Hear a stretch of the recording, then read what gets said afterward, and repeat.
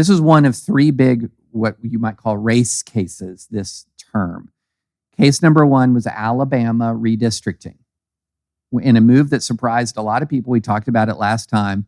In Alabama redistricting case, 5-4, Justice Thomas Roberts and Kavanaugh joined with the Democratic nominated 3 to strike down a new Alabama redistricting map on racial gerrymandering grounds under Section 2 of the Voting Rights Act. That surprised a lot of people. Then here you have Indian Child Welfare Act, where the court upholds again a race-conscious legislative maneuver. Okay? What's hanging out there? Harvard. Yep, affirmative action. Harvard. 2 of the 3 turned out the other way so far. So this prediction that I'm about to give and this distinction I'm about to give might be worth nothing. But I still think Harvard loses. And here's why. Okay, tattoo. Other cases presenting different allegations and different records may lead to different conclusions. So what are the different allegations and the different records at Harvard?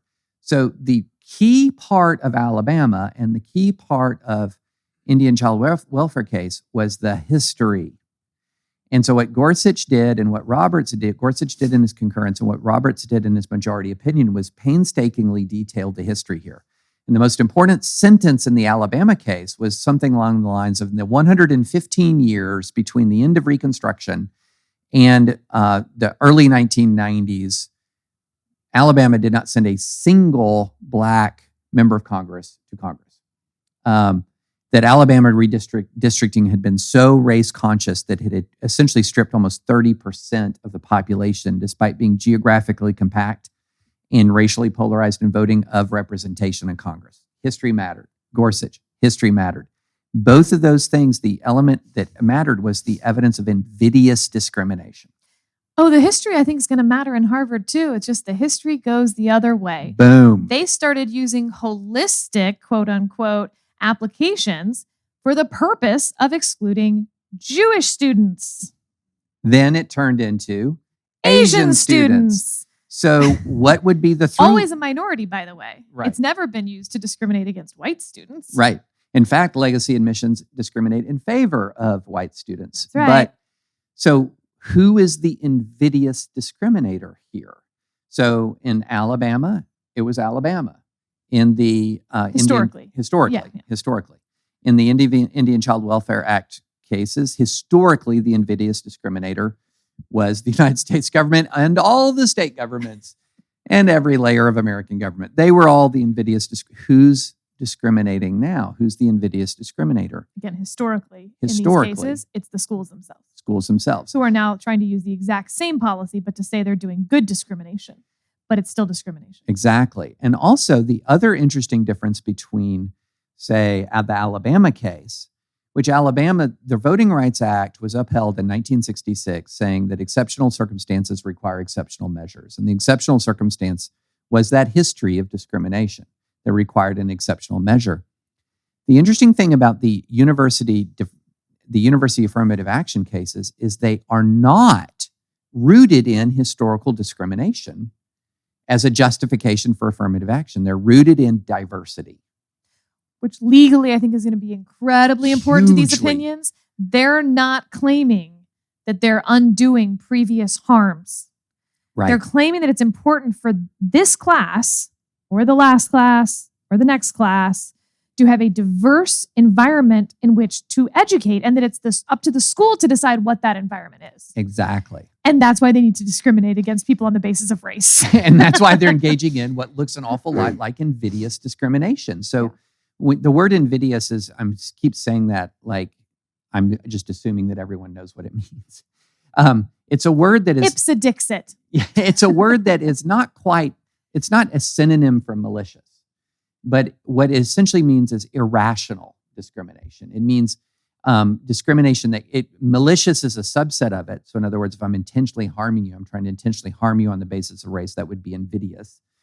But it's also invidious if I'm engaging in just a purely irrational kind of discrimination on the basis of race. So it encompasses rationality, it encompasses intent and malice.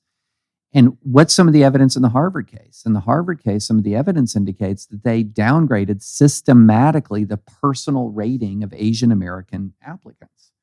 So if they took all of the objective measures, like a test score, like a GPA, and all of that was pointing towards admission, well, then lo and behold, suddenly it seems like as if the Asian students just don't have as good of personalities as everybody else. And what's interesting about that, and the evidence that shows how invidious it was, is those personal ratings were out of step with the personal ratings given to the same students by other kinds of evaluators in other contexts. And so I think Harvard loses. I was on Morning Joe yesterday, and Reverend Al asked me what this means for Harvard, and I almost pulled out that quote. I was talking about the Alabama case, and I said, if Harvard loses, the entire responsibility for Harvard losing rests with the entity in the mirror.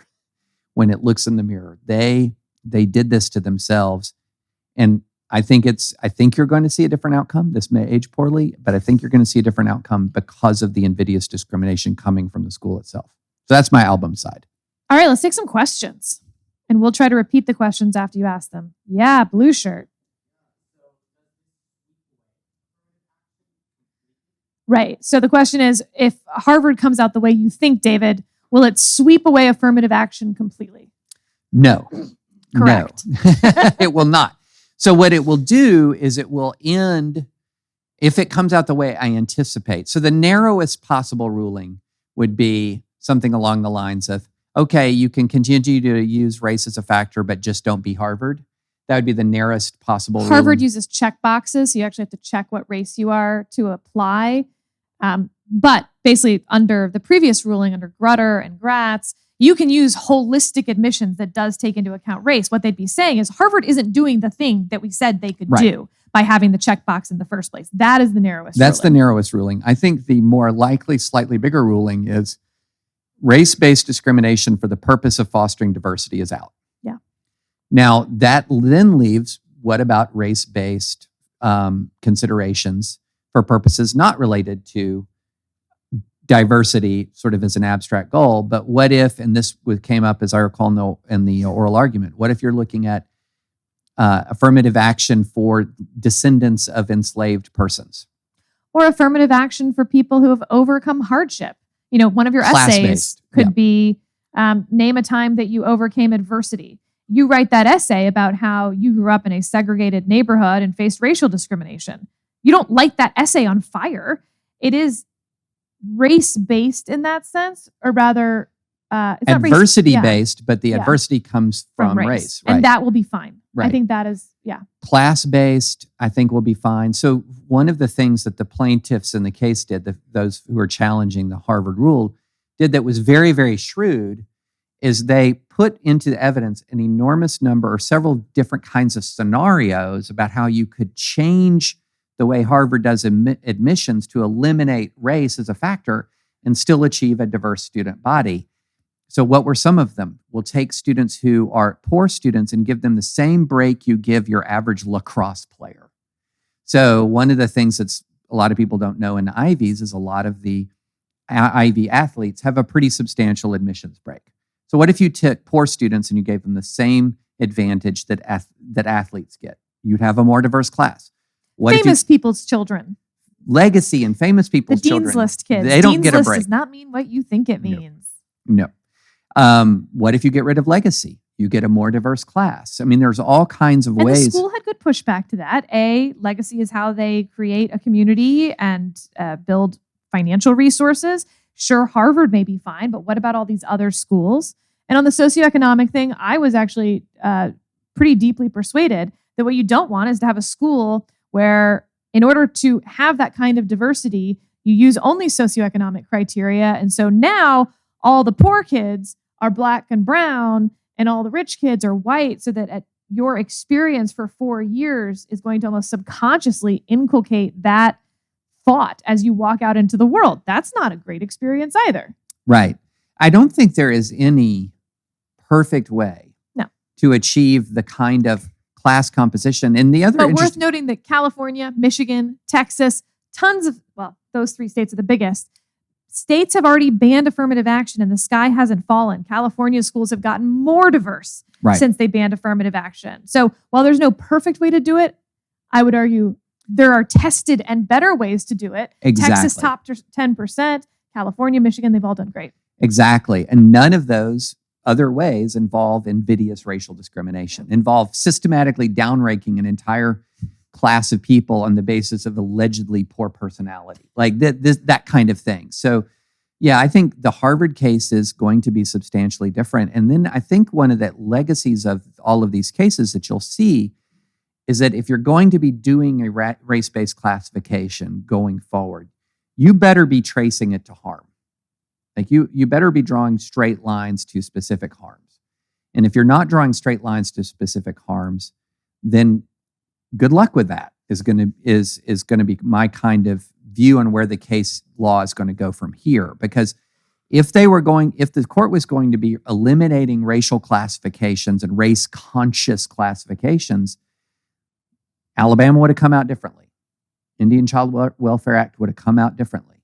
But what's different about those? They're tracing to specific historical harms. And here, the source of the harm is Harvard itself.